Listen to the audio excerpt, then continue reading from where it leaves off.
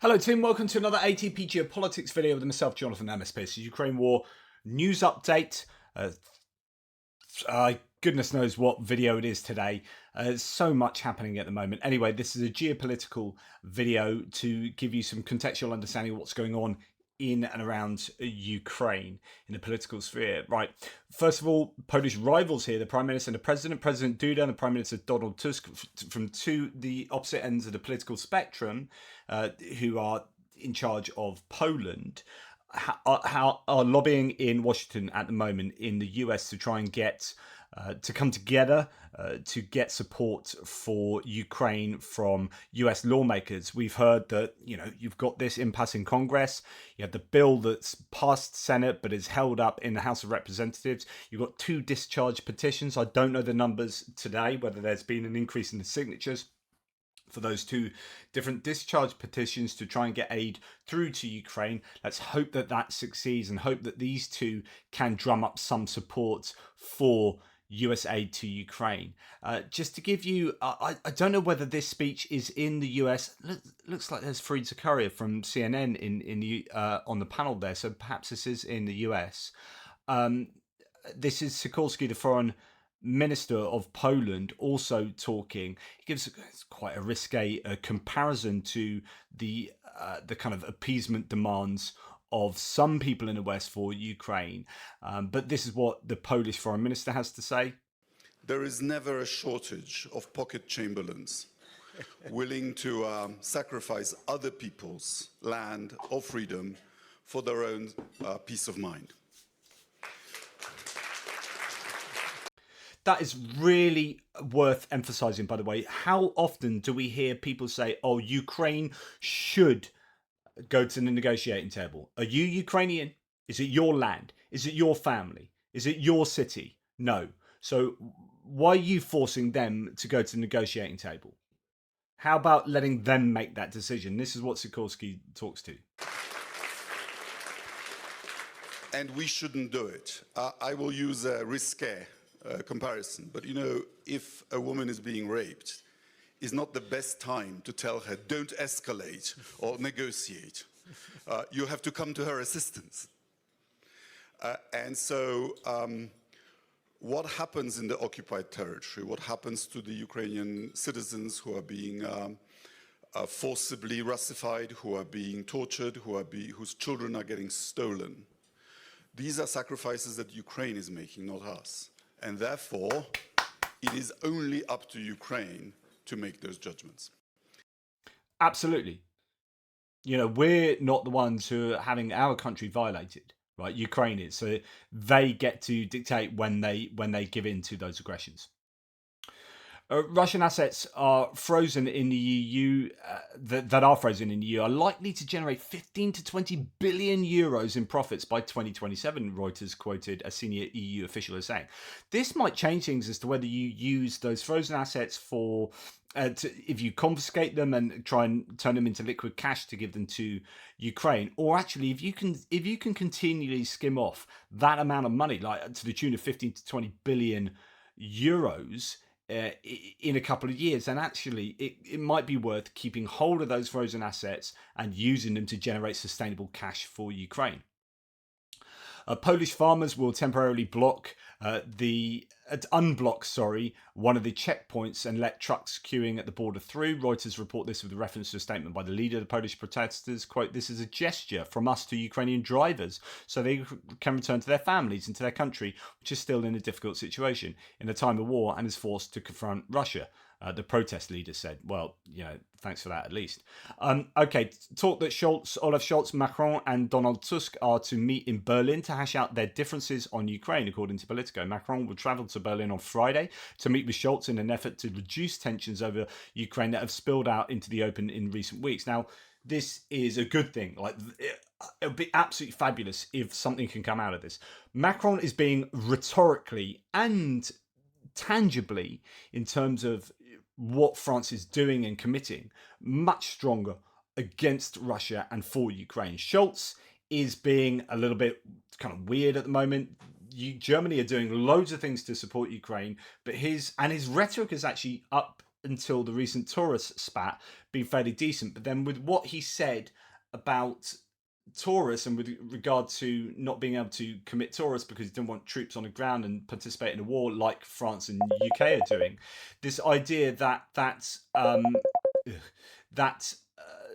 Schultz got the French and the British into trouble has been problematic in international diplomatic relations, and so it would be really useful if these guys can work out their differences and come together and produce even more support for Ukraine. So that's fantastic. And to get Tusk involved in that is really good news. Now, speaking of the French, this is the French Prime Minister, not the President. And he is being really strong on Ukraine here. Let's listen to him. If you don't know your French, well, I just love the ending. And it's forceful. It's you can read a lot into how people think in terms of how they act, right? And this is super important to, I think, to note. Je le dis ici, en tant que Premier ministre de la France, au nom du gouvernement de la France, à la tribune de l'Assemblée nationale de la France. Je le dis du plus profond de mes tripes qui se nouent autour de l'intérêt des Français. Slava Ukraini! So the kind of Slava Ukraine or Ukraini here again to end that is just it's about communicating solidarity with Ukraine and getting a round of applause in French Parliament. I think France are just standing up against Russia and for Ukraine.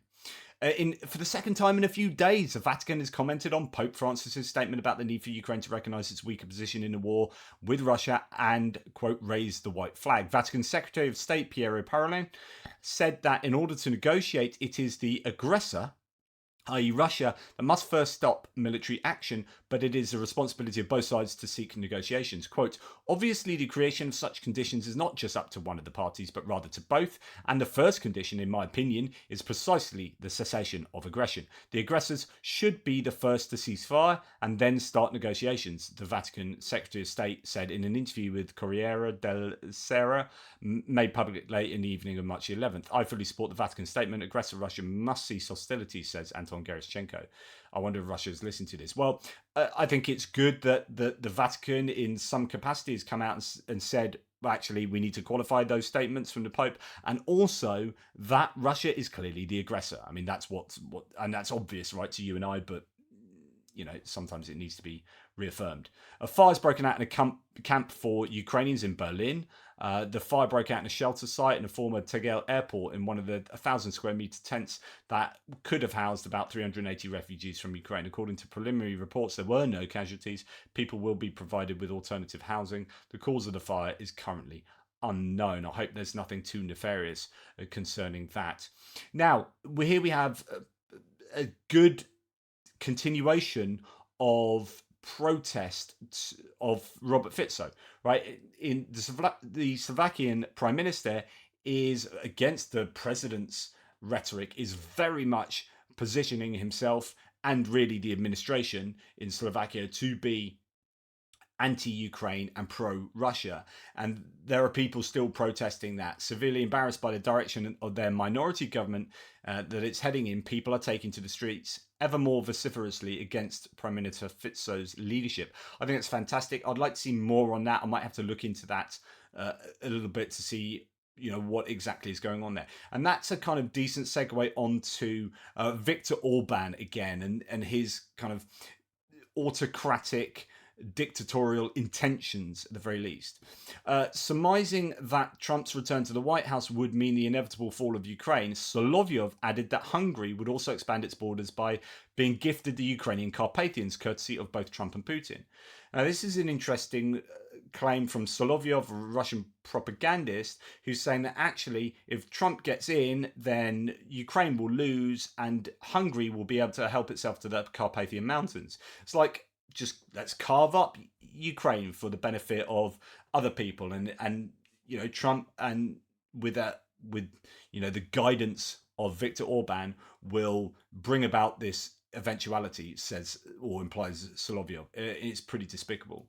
Now, Russians like here, Kalashnikov stated, "I am a fan of Trump based on the interests of my country." He expressed gratitude for the 4-year reprieve he said Trump's presidency provided for Russia, allowing the country to prepare for its expanded invasion of Ukraine.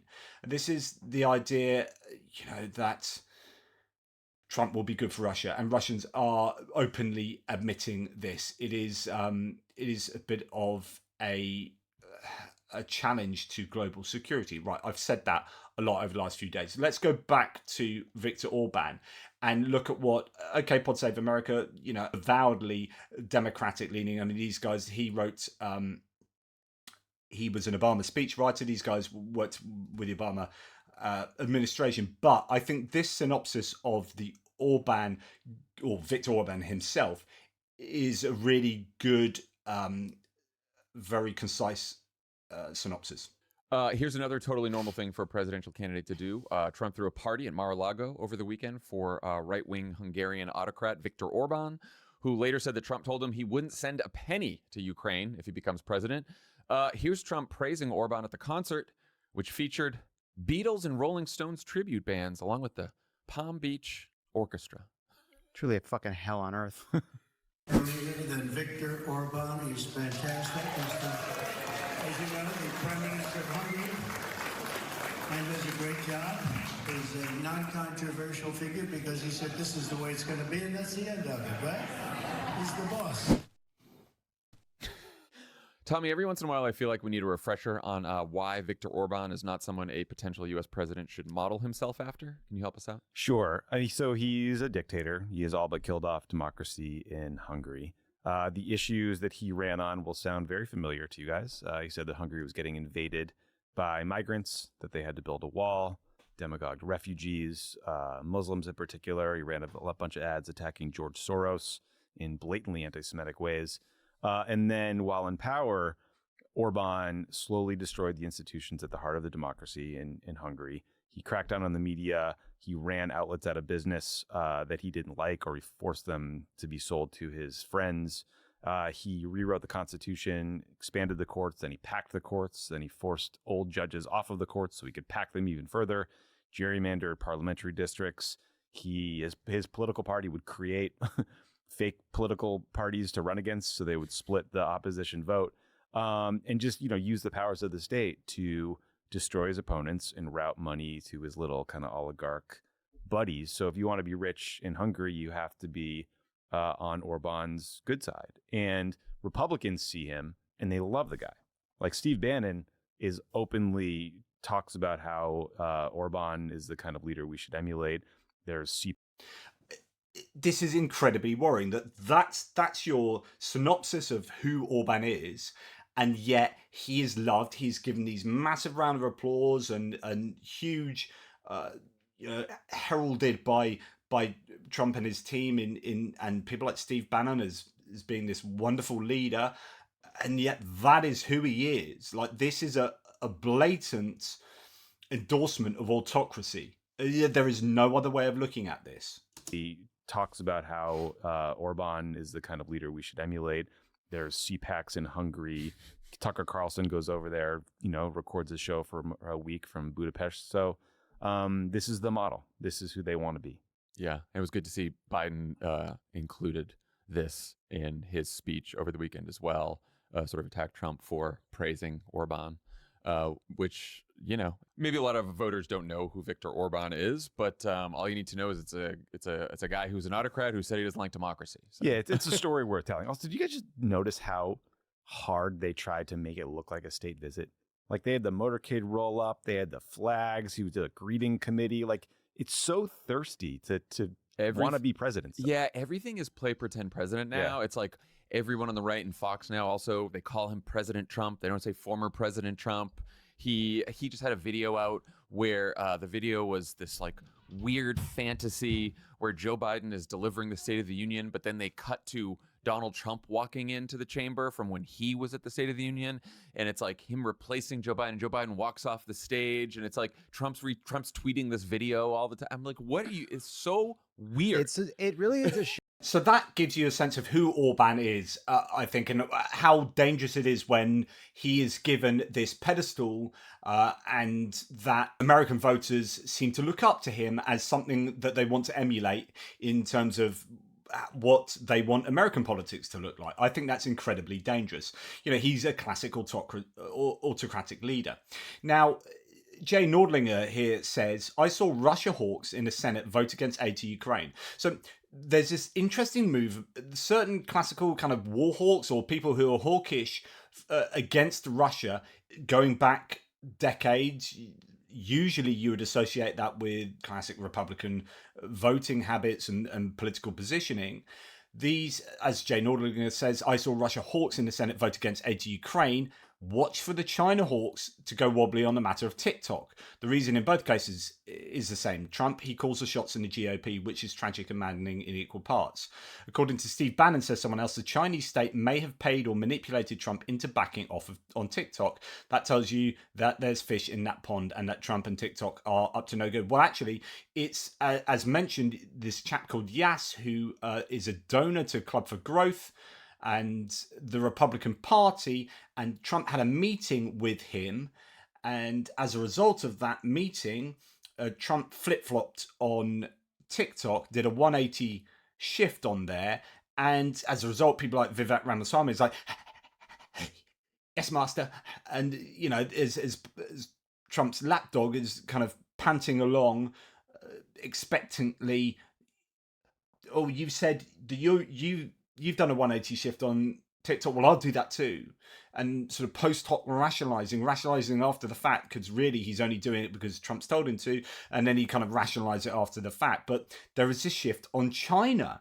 Now, I think this is really problematic for national security in the US.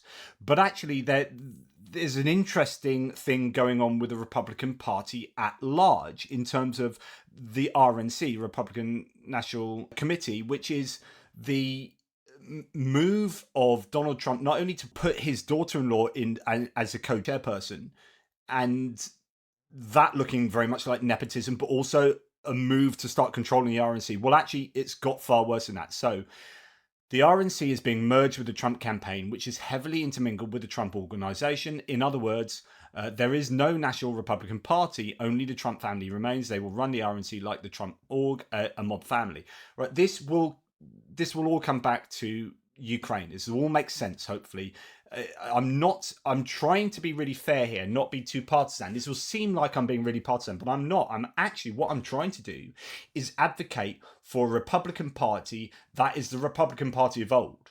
That it has been hijacked, and it's been really overtly hijacked in the last few days, to the point where Politico have written this article, bloodbath at the RNC, and lots of other media outlets have done the same. Trump team slashes staff at the committee. So what's happened is that 60 staff members of the RNC, so these are people that organise the Republican Party and the funding to all these different constituent parts of the party, as it gives funding to the smaller, localised iterations of the Republican Party, right? So if you're in this state or if you're in that county, as a Republican who is wanting to run for office, you will apply to your local party to get funding, who will then apply to the RNC. And so that's really significant, because there's now this merging of the RNC with Trump, to the point where that funding that the RNC, and it's already struggling to get funding. So Biden, during the State of the Union speech, got 3 consecutive hours of record-breaking funding through to the DNC, the Democratic National Committee, where they saw his speech and thought, right, this is great, I want to commit my money towards that, and they did loads of fundraising.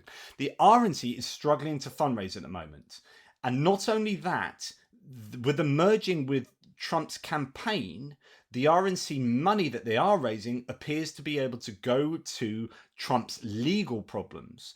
And that has been fairly explicitly said by Trump's daughter-in-law as well. Now, 60 members of staff have just been sacked and told to reapply for their jobs. This is a purge of the RNC from kind of moderate Republicans, or I guess you could say career Republicans doing the job of running the Republican Party. Well, now Trump appears to want to put his own people in there. Now, we are going to listen to a couple of quite avowedly Democratic people. Here's Brian Tyler Cohen and Democracy Docket, the chap from Democracy Docket, who campaigns for legally on behalf of voter registration and against Republican gerrymandering, stuff like that. Okay. But actually what they say here should be a worry to Republicans. And again, as I say, we'll link this back to Ukraine in a second, but this is all moving towards a position that might be beneficial for Ukraine aid going forward.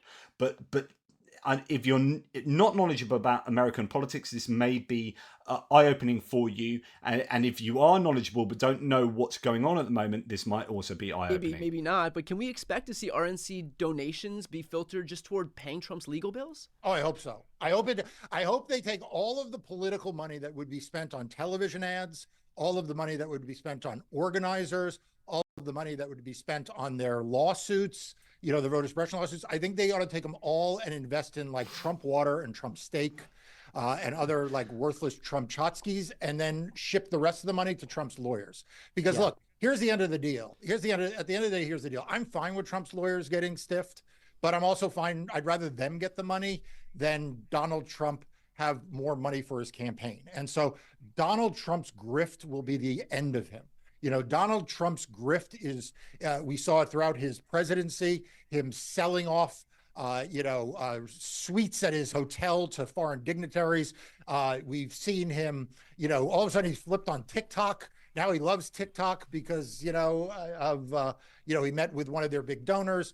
And so I think we just go with it. Let him gut the RNC, let him take all of the money, pay off his grift, and let him go into obscurity after Joe Biden kicks his ass again. Well, if Trump does go ahead with this, and although there's a lot of rhetoric there, there's some really important ramifications here. And here's a dyed-in-the-wool Democrat saying, actually, it's great if Trump uses all that money from the RNC to fund his own legal woes, because that money will not now go to the Republican campaign. So my point here is to you Republican viewers watching this is, how do you feel about this? Because actually this means that it will be more difficult for people down ticket at these, whether it be senatorial, House Representative, gubernatorial, or even further down into county and state and county senates and elections. How do you feel that actually it appears that the money that should be spent, and the people that have got expertise in getting those elections successfully prosecuted for Republican candidates, that money now may be siphoned off to Trump's legal travails? Like, how do you feel about that? Complete reallocation of funding, what are the downstream effects of that going to be for Republican elections across the country, where, aside from Donald Trump? Oh, I mean, the people holding a party right now for these firings and for the paying of RNC money for legal fees are people who run House elections, people who run Senate elections, people who are running governorships on the Democratic side, right? Democrats are like, let's throw a block party, because the downstream effects is that if you are a Republican running for the U.S. House, you no longer get any money from the RNC. If you are a local state party or a county party who assumes that you are going to get a transfer from the RNC, because most of the money that these local parties and state parties get, or a big chunk of it at least, comes from transfers from the national parties. Well, if the RNC doesn't have any money to transfer to the North Carolina Republican Party or the Wake County Republican Party, you know who wins then? Josh Stein becomes the next governor of North Carolina. The big losers are the Republicans running in these state and local elections. What is the benefit here? Because normally you would. And that is a genuine problem for Republican candidates who are running. Now, this there is then exacerbated on at least a state level with the House of Representatives, with what has just happened with Representative Ken Buck, from Colorado, who in the 4th congressional district has just retired. Now, we knew he stepped down. We knew he was going to step down in November, right, because of it having an argument with basically the Trump side of things and not being happy with the way the Republican Party is going. And this guy is conservative, right? This is a conservative Republican politician who is a safe pair of conservative hands. If you're a classic Republican voter, this is the kind of guy you would like. He's had enough. Now, what's fascinating is that he's now no longer going to give up in November. He's doing it next week, and we'll see the impact that this will have and why he's chosen to do this now. And then we should be able to link this back to Ukraine aid going forward. This all does make sense in the context of Ukraine, honestly. I'm not just... There are a lot of things that went into the decision, but really we're at a time in American politics that I am not going to lie on behalf of my presidential candidate, on behalf of my party. And I'm very sad that others in my party have taken the position that as long as we get the White House, it doesn't really matter what we say. Now, here's... Right. And what you're going to hear from Brian Tyler Cohen now is concerning Lauren Boebert, who's an infamous representative, very much like Marjorie Taylor Greene, had troubles of her own, won very narrowly in her own congressional district, and then very famously recently said, I'm not going to run in that district in November. I'm going to hop into Ken Buck's district because he's going to retire in November, and his is a really safe a Republican district. So I'm going to jump out of my one, what I only narrowly won, and jump into this one in November, right? That's the context. Here's how this impacts Lauren Boebert. Buck represents Colorado's 4th congressional district. Boebert currently represents Colorado's 3rd congressional district. But you'll remember that last cycle, she only won her race by the closest margin in the entire House, just over 500 votes. And Adam Frisch, her Democratic opponent, has even more name recognition now and even more money behind him now. And so Boebert, not wanting to leave things up to chance, announced earlier this year that she would run in the 4th district instead of the 3rd because she thinks she'll have a better chance at winning. And of course, for these Republicans, that's really what this is all about. But because of Buck's early departure, now there will be a special election to fill his seat. And Boebert can't run in that special election without first resigning her current seat in Colorado's 3rd congressional district. The candidates for the special election will be chosen by a vacancy committee. Now, if Boebert doesn't resign, then she'll eventually be going up against whoever wins that special election, and that person will be a new incumbent congressperson with all of the advantages of the incumbency. But on the flip side, if she does resign from Congress and is selected by the vacancy committee to run in the special election, then not only do Republicans lose Ken Buck in Colorado's 4th congressional district, but they'll also lose Lauren Boebert in Colorado's 3rd congressional district, and their majority in the House will shrink even more. Already, they can afford to just lose 2 members to pass legislation. That's it. A Boebert resignation would make that margin even smaller, which is a problem for Mike Johnson and his already disastrous House majority. And I'll just go on to talk about how this then tracks onto Ukraine aid. Let's be clear, Buck did this on purpose. Just based on those clips you saw, you can see how disgusted he is with his own party having contracted every ounce of dignity they had in exchange for fealty to Donald Trump. And if he's tired of the circus, then he must really be exhausted with its ringleader, Lauren Boebert. Remember, Buck had already announced that he wouldn't run again next cycle, but this decision is his only shot at attempting to ice Lauren Boebert out of a safe Republican seat, the same seat that he's occupied for years. It was an intentional effort to stave off the inevitable descent of today's GOP into the brainless cult of personality that it is. Okay, so there's a lot of rhetoric there, but the reality is that Ken Buck has decided very purposefully to do that this next week in order to screw over Lauren Boebert and in order to screw over, I think, that wing of the party.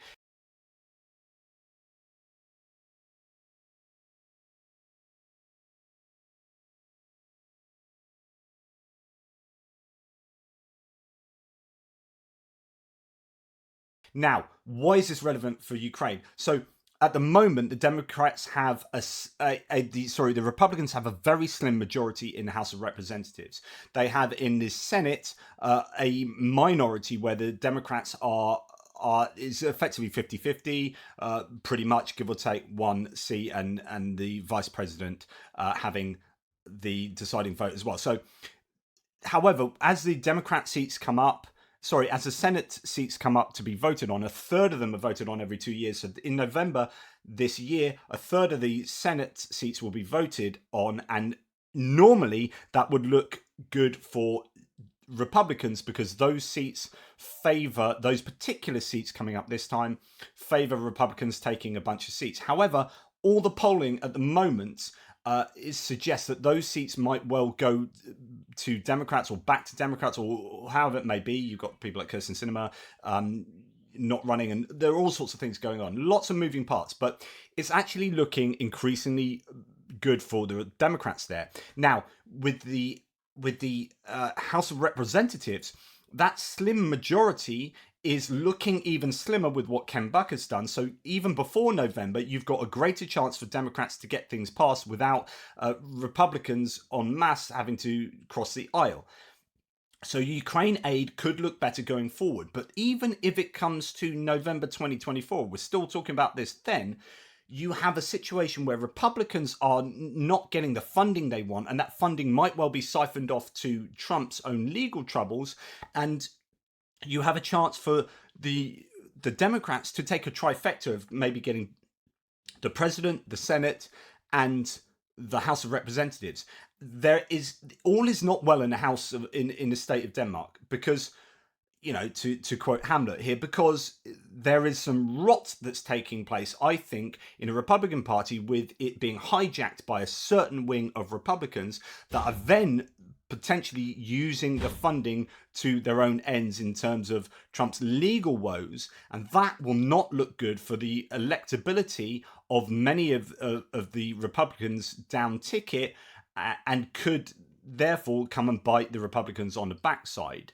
And then when you add things like Roe v. Wade, the IVF ruling, the economy looking good for the Democrats or for the incumbent government, so on and so forth, there could be some troubles going into November for the Republicans, and that then tracks to being beneficial for Ukraine. So Ukraine aid will be easiest to be passed if there's a trifecta of Democratic president, Senate, and House of Representatives, and that seems to be obviously true, as we can see now. The reason it's been caught up, that the aid bill has been caught up in Congress, is because of the House of Representatives being having a slim majority with the Republicans. So this will have a meaningful effect on Ukraine aid going forward, especially when, as someone says here, not only is Speaker Johnson not putting Ukraine aid to the floor, he told me last week that he's working against the discharge petition effort. So Speaker Johnson is working against getting those discharge petitions through as well.